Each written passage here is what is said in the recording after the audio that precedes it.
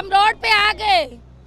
बोलो आप। कहाँ जाए भैया, सब बीमार है हमारे घर में, रोटी पानी इलेक्ट्रिसिटी सब बंद कर दिया, कहाँ जाए हम लोग। कितने सारे फ्लैट खाली हो गए, एक नहीं है, दिए 4 बिल्डिंग 5 तो पहले कराया था, अब 3 हमारा भी खाली करवा दिया है। तो हम ऑफिस गए हुए आदमी भी लौट लौट के आ रहे हैं, हैंडीकैप अपने परिवार है उनको दूसरी जगह छोड़ के आ रहे हैं। तो ये क्या मजाक पकड़ के रख लिया है क्या? बस जाओ तुम लोग भी यहाँ से जाओ, CD वाले जो 2 बिल्डिंगें बची है, हमारे वहाँ कोई दिक्कत नहीं है, फिर भी हमको निकाल रहे हैं।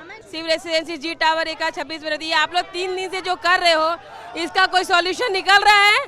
शिव रेसिडेंसी जी बिल्डिंग में रहती हूँ मैं, हमें कुछ हमारा कुछ करके दो, हमें फ्लैट बना के दो, कुछ भी करके दो। हमारे 2-3 दिन हो गए हम लोग खाना खाए हुए, ना बच्चे भूखे हैं, ना स्कूल जा रहे हैं, ना कुछ कर पा रहे हैं, कुछ करना पड़ेगा। નથી પોલીસ નથી SMC અમારી સુરક્ષા કરવા વાળું કોણ છે?